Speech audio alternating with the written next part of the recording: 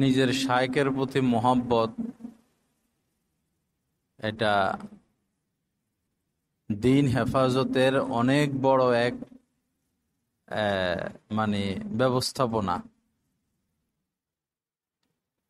শায়খের প্রতি মোহাব্বত থাকলে এই মোহাব্বতই মানুষকে অন্যায় কাজ থেকে দূরে দূরে রাখে, বিরত রাখে। আর কাহারো প্রতি মোহাব্বত না হলে তার প্রতি আস্থা আসে না এবং তার কথার প্রতি আমল করতে মন চায় না। নিজের শায়খের প্রতি পূর্ণ আস্থা এবং মোহাব্বত রাখা চাই। হযরত থানভী রহমতুল্লাহ আলাইহি ওনার কিতাবে লিখেছেন, রব্বির হামহুমা কামা রব্বায়ানি সগীরা। এই দোয়া করার সময় নিজের শায়খেরও নিয়ত করা। আল্লাহ, আমার মা বাবা যেভাবে আমাকে ছোটবেলায় লালন পালন করছেন, দেখাশোনা করছেন, দয়া করছেন, আপনি আমার মা বাবার প্রতি ওরকম দয়া মায়া করেন। এই ক্ষেত্রে মা বাবার পাশাপাশি নিজের মোরশেদেরও নিয়ত করা, কারণ মোরশেদও তো পিতার মতো। এমন আমাদের শায়েখ দামাত বরাকাতুম, আমাদের দাদা শায়েখ রহমতুল্লাহ আলাইহি বলতেন যে আল্লাহুম্মা ইন্নী আসআলুকা হুব্বাকা। এই দোয়া যখন করা হয়, আল্লাহ আপনার কাছে আমরা আপনার মহব্বত চাই, ওয়া হুব্বা মান ইউহিব্বুক, এবং যারা আপনাকে মহব্বত করে তাদেরও ভালোবাসা চাই। তো যখন এই কথা বলা হয় অমান ইউহিব্বুক, তখন নিজের শায়েখের মহব্বতের নিয়ত করা। এটা তরিকতের এক মস্ত বড় উসুল। নিজের শায়েখের প্রতি মহব্বত যত থাকবে, হযরত থানভী রহমতুল্লাহ আলাইহি বলেছেন, আল্লাহর মহব্বতও তার অন্তরে তত বেশি। এজন্য নিজের শায়েখকে মহব্বত করা, শায়েখের জন্য দোয়া করা, শায়েখের প্রতি পূর্ণ আস্থা রাখা। যারা এদিক সেদিক ছুটাছুটি দৌড়াদৌড়ি করে, এরা শুধু সারা জীবন দৌড়বেই, তরিকতের লাইনে এদের কোনো ফায়দা হবে না, আল্লাহর মহব্বতের লাইনে তাদের কোনো ফায়দা হবে না। নিজের শায়েখকে সবার উপরে জানা, যার যিনি শায়েখ, যে যার হাতে বায়াত হইছে, যে যার সোহবতে যায়, তাকে সবার উপরে জানা, শ্রেষ্ঠ জানা। আর সমসাময়িক ওলামায়ে কেরাম যারা কোরআন সুন্নাহর উপর চলেন এবং কোন আল্লাহ ওয়ালার সোহবত পাইছেন, তাদেরকে হক মনে করা, তাদেরকে হক মনে করা। তো নিজের শায়েখের প্রতি মোহব্বত এটা আজিমুস শান এক নিয়ামত। হাকিকাতে শায়েখ তাজাল্লি হক হে, হযরত থানভী রহমতুল্লাহ আলাইহি বলেছেন, হাকিকাতে শায়েখ তাজাল্লি হক হে। শায়েখ হচ্ছেন এটা সেতু, আল্লাহ পর্যন্ত পৌঁছার সেতু, মাধ্যম। শায়েখ আমাকে রাস্তা দেখাবেন, এভাবে চলো, এভাবে করো, এটা করো না, এটা করতে হবে। প্রয়োজনে তিনি শাসন করবেন, প্রয়োজনে তিনি রাগ করবেন, প্রয়োজনে তিনি ধমক দিবেন।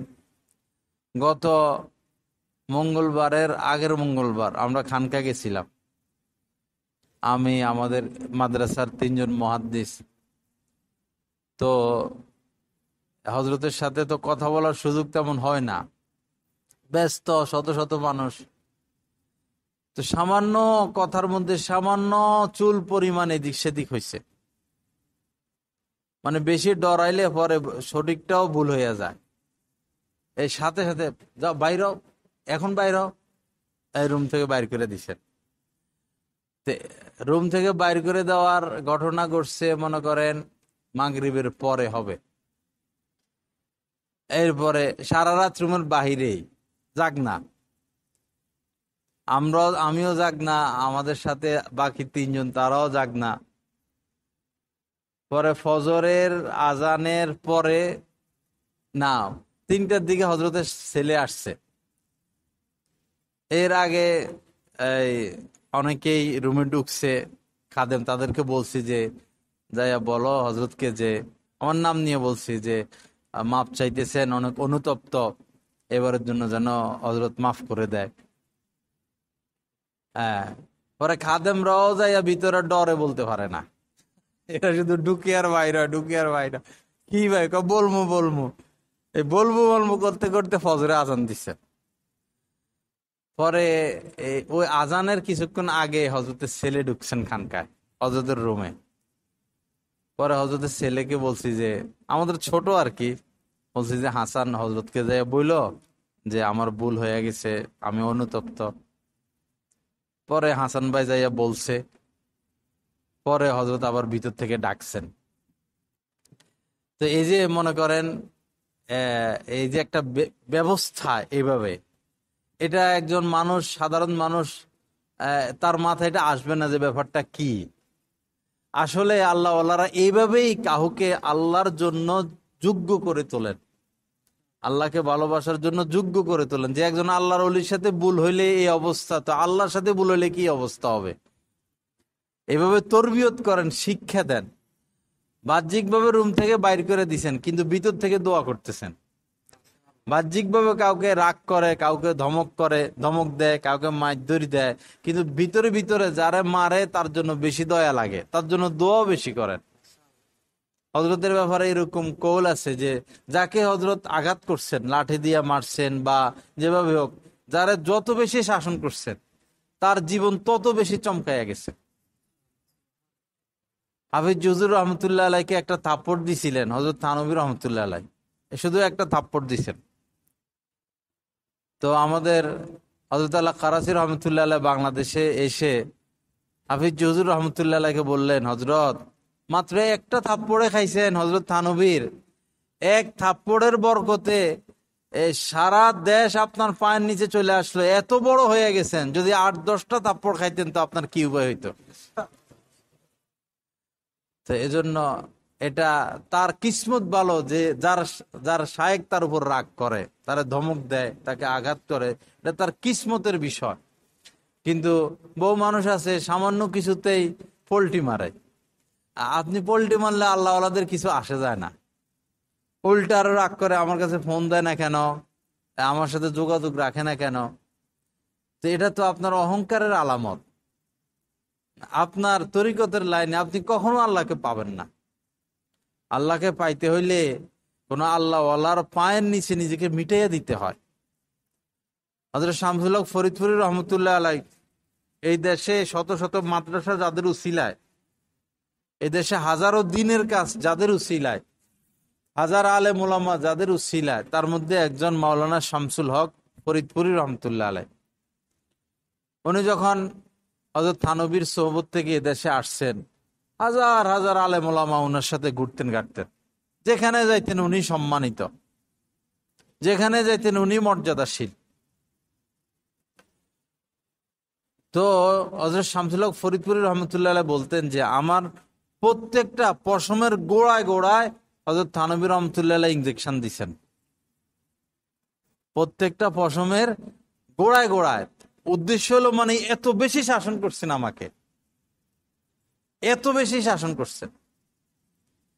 শায়েক ইচ্ছে করে কাউকে অপমানিত করে, কারণ অহংকার এমন একটা রোগ, এটা অপমান হওয়া ছাড়া দূর হয় না।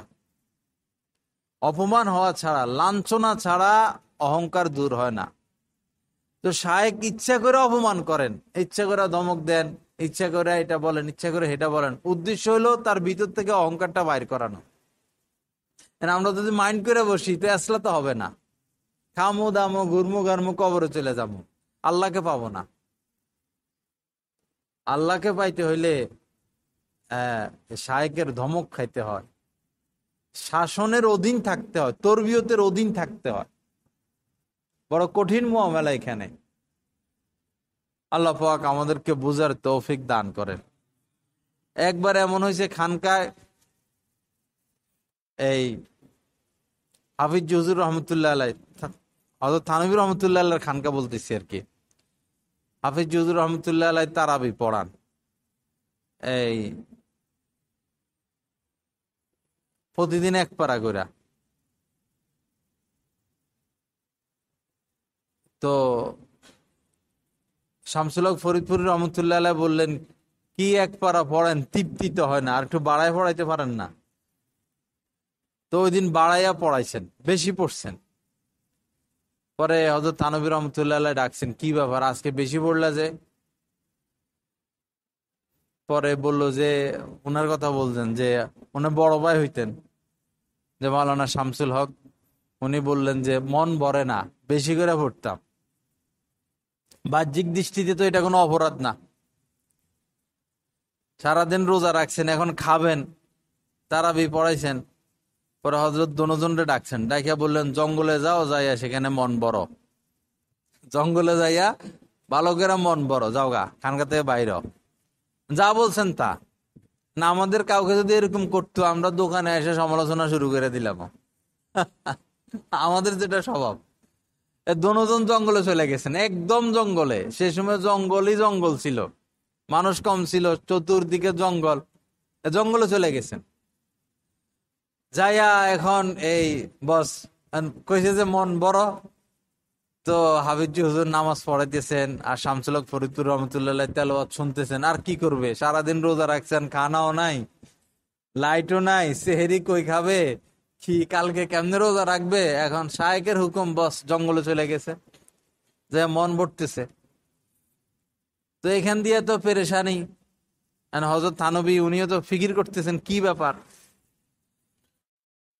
পরে এই আম্মা জানের এটা আবার খবর পাইছেন, ওনার স্ত্রী খবর পাইছেন। খবর পাইয়া সম্ভবত খানা ওইখান থেকে আসতো। তো কইলো কি ওই ছেলে দুইটা কই, খানা নিতে আসে না। কই করে তো জঙ্গলে পাঠাই দিছে। তো পরে উনি কিছু রাগারাগি করছেন, মহিলারা এরকমে। তো হযরত থানবী চুপ করে থাকছেন। পরে উনি বলতেছেন যে তো এরা খাবে কই, সারাদিন রোজা রাখছে, তারাবি পড়াইছে, ভাত খাবে না, আবার সেহরি খাবে, আপনি জঙ্গলে পাঠাই দিছেন। পরে হযরত বললেন যে তো আমি জঙ্গলে পাঠাইছি, কেউ যদি খানা পাঠায় আমি তো আর নিষেধ করি নাই, কেউ যদি এখানে খানা পাঠায় আমার পক্ষ থেকে তো এই নিষেধ নাই। পরে আম্মা যান খানকার থেকে লোক আইনা পরে খানা পাঠাইছেন, রুটি। অন্ধকার, কেউ কেউ দেখে না। এখন মানে এরা খুঁজতেছে কোন জায়গায় গেছেন, আর জোরে জোরে আওয়াজ দিতেছেন, ভাই রুটি লাগবে কিনা, রুটি, জঙ্গলের ভিতরে রাত্রে। মানে এরা কই আছে, উনারা কই, খবর তো নাই।